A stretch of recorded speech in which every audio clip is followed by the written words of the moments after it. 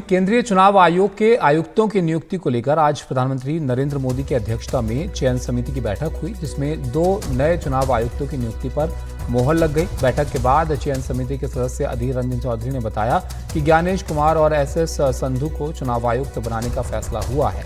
एक चुनाव आयुक्त अरुण गोयल ने पिछले दिनों चुनाव आयुक्त पद से इस्तीफा दे दिया, जबकि दूसरे चुनाव आयुक्त अनूप चंद्र पांडे 14 फरवरी को सेवानिवृत्त हो चुके हैं। उन्हीं की जगह ये 2 नई नियुक्तियां हुई हैं।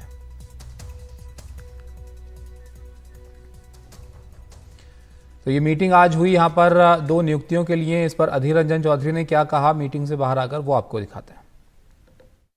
ज्ञानेश कुमार, अच्छा, केरल के है वो ज्ञानेश कुमार, मतलब यूपी के डोमिसाइल है, लेकिन केरल की ऑफिसर है। केरल के ऑफिसर और एक है मतलब बी संधू।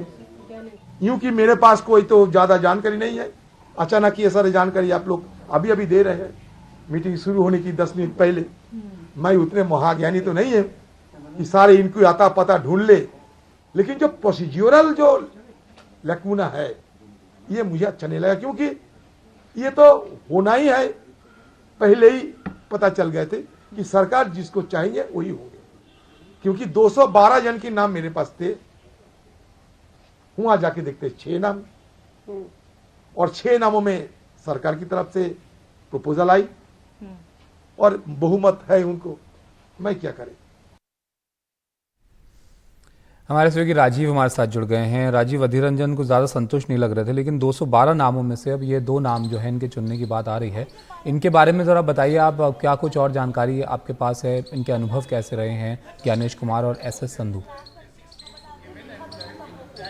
देखिए, अधीर रंजन चौधरी ने 2-3 चीज़ें साफ करी है। अधीर रंजन चौधरी का ये कहना है कि हमने जो है सरकार से, खास तौर से जो स्क्रीनिंग कमेटी थी उससे मांगी थी कि कौन कौन नाम है हमें शॉर्ट लिस्ट करके भेजिए, लेकिन उनके मुताबिक लिखित तौर पर पूछे जाने पर भी बावजूद उन जो नाम जो चाहते थे शॉर्ट लिस्ट करके छोटा करके वो नाम उन्हें नहीं भेजा गया।